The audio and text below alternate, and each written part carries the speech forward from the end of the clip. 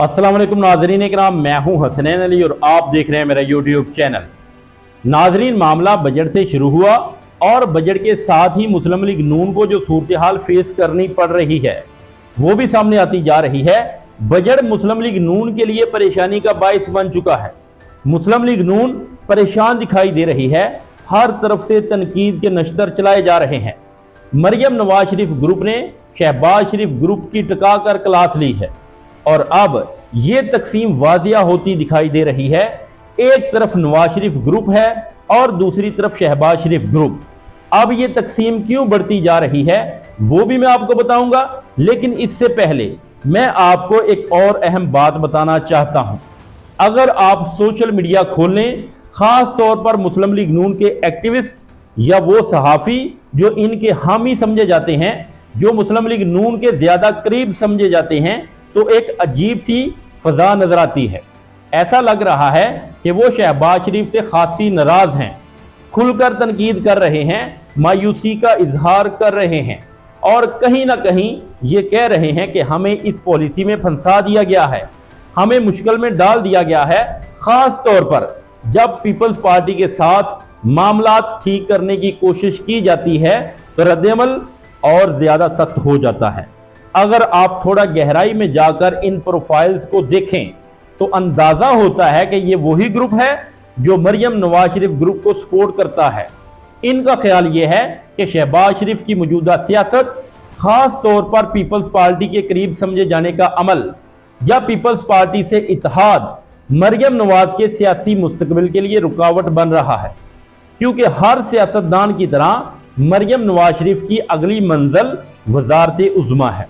दूसरी तरफ मुस्लिम लीग नून की मजमूई सियासत को कुछ यूं देखा जा सकता है कि महंगाई, पेट्रोल, डीजल, बिजली और गैस जैसे मसाइल को अवाम भूल जाए और सिर्फ ये देखे कि बाजारों की खूबसूरती में क्या तब्दीली आई है, बाजार कितने खूबसूरत लग रहे हैं।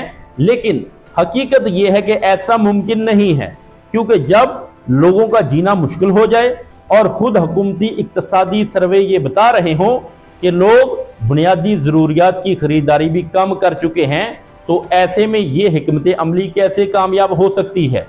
अब आते हैं असल फेंटे वाली बात के ऊपर, जहां मुस्लिम लीग नून हुकूमत भी कर रही है और तनकीद भी बर्दाश्त कर रही है।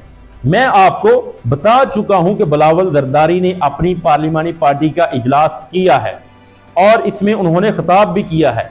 तहरीक इंसाफ मुस्लिम लीग नून को ताना देती थी कि आप 17 सीटों वाली पार्टी हैं, आप फार्म 47 वाले हैं, आप जाली हुकूमत हैं, आपको मुसल्लत किया गया है और आपको हुकूमत दे दी गई है।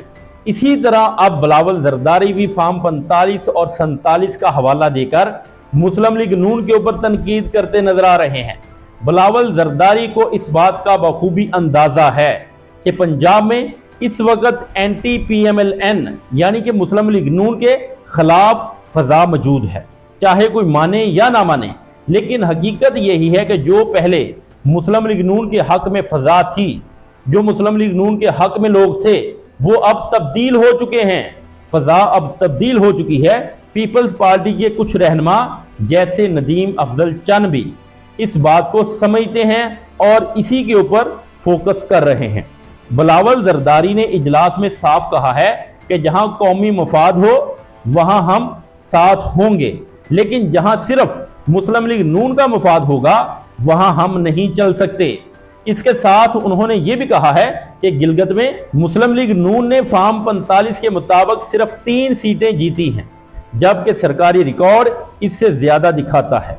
ये बात कोई अपोजिशन नहीं बल्कि खुद इत्तेहादी लोग कर रहे हैं, मुस्लिम लीग नून के इत्तेहादी कर रहे हैं। फिर उन्होंने तंजिया अंदाज में सवाल उठाया कि क्या गिलगित को लाहौर बनाने का मतलब ये है कि जैसे लाहौर में हुकूमत बनाई गई, जाली हुकूमत बनाएंगी, वैसे ही यहाँ भी हुकूमत बनाई जाएगी। यानी एक तरफ वो कह रहे हैं कि सीटें कम हैं और दूसरी तरफ ये इशारा दे रहे हैं कि हुकूमत बनाने का तरीका कुछ और था। इससे बड़ी तनकीद शायद ही हो सकती है।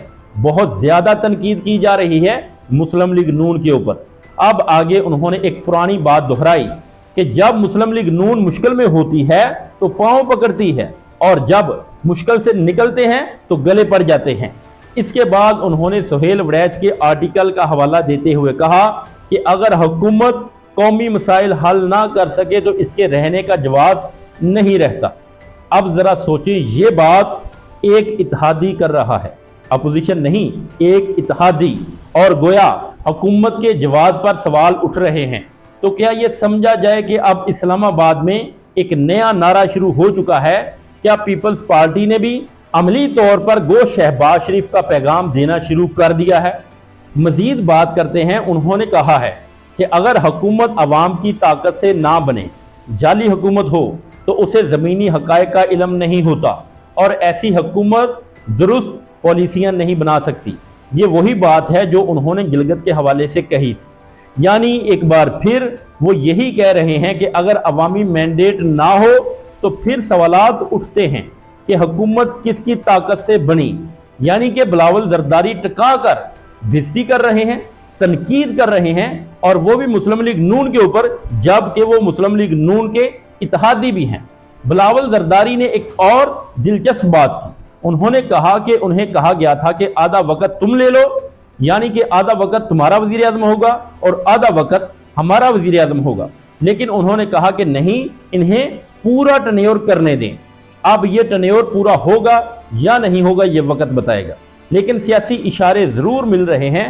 ساتھ ہی ایک عجیب تضاد بھی سامنے آتا ہے، ایک طرف سخت بیانات، تنقید، اور دوسری طرف معاملات طے بھی ہو رہے ہیں۔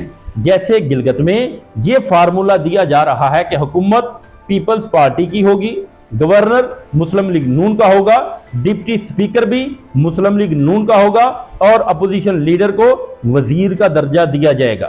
اب سوال یہ ہے کہ اپوزیشن لیڈر وزیر کیسے ہو سکتا ہے؟ اپوزیشن کا کام حکومت کی مخالفت کرنا ہوتا ہے، اور وزیر حکومت کا حصہ ہوتا ہے۔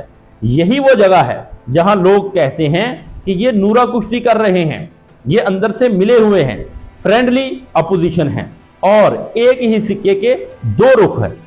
ناظرین، ایک بات میں آپ کو بتا دوں کہ پیپلز پارٹی اور مسلم لیگ نون کا اتحاد ان کی مجبوری ہے۔ اس کی وجہ عمران خان اور عمران خان کا ڈر ہے۔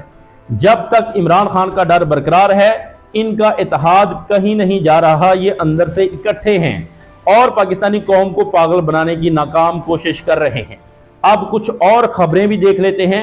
کل ہم نے دیکھا کہ سہیل افریدی احتجاج میں شامل نہیں ہوئے، وہ احتجاج میں شریک نہیں ہو سکے، لیکن اس کے بعد خبر آئی کہ خیبر پختونخوا اسمبلی کے دو ناراض ارکان قاسم علی شاہ اور ادریس خٹک کی بیرسٹر گوہر کے ساتھ ملاقات ہوئی ہے، جہاں انہوں نے اپنے تحفظات بتائے اور معاملہ حل کرنے کے اوپر بات چیت ہوئی ہے۔ دوسری طرف اسلام آباد میں 26 نمبر چنگی پر پولیس کی کارروائی کی خبر سامنے آئی، جہاں لاٹھی چارج اور تشدد کی خبریں سامنے آئیں، کئی افراد زخمی ہوئے، جن میں صوبائی وزیر مینا خان افریدی، معاون خصوصی طفیل انجم، ایم پی اے داؤد شاہ اور ڈاکٹر حمید الرحمان شامل ہیں۔ اب اس سب کے درمیان ایک اور اہم معاملہ عمران خان سے ملاقاتوں کا ہے۔ کچھ درخواستیں دائر کی گئی تھیں کہ ملاقاتیں نہ کروانے کے خلاف کارروائی کی جائے، اور اب یہ کیس 18 جون کو سپریم کورٹ میں لگ گیا ہے، جسے جسٹس محمد علی مظہر، جسٹس مسرت ہلالی اور جسٹس شاہد بلال حسن سنیں گے۔ اب دیکھنا یہ ہوگا کہ سپریم کورٹ اس معاملے میں کیا فیصلہ دیتی ہے، خاص طور پر ایسے وقت میں جب پی ٹی آئی اپنی ڈیمانڈ کے اوپر قائم ہے۔ اگر سیاسی معاملات میں کوئی پیش رفت ہوتی ہے تو ممکن ہے عدالت بھی کوئی درمیانی راستہ نکالے گی۔ ناظرین، یہ تھی اب تک کی تمام اپڈیٹ۔ اب تک کے لیے اتنا ہی، ملتے ہیں ایک نیکسٹ ویڈیو میں، تب تک کے لیے اللہ حافظ۔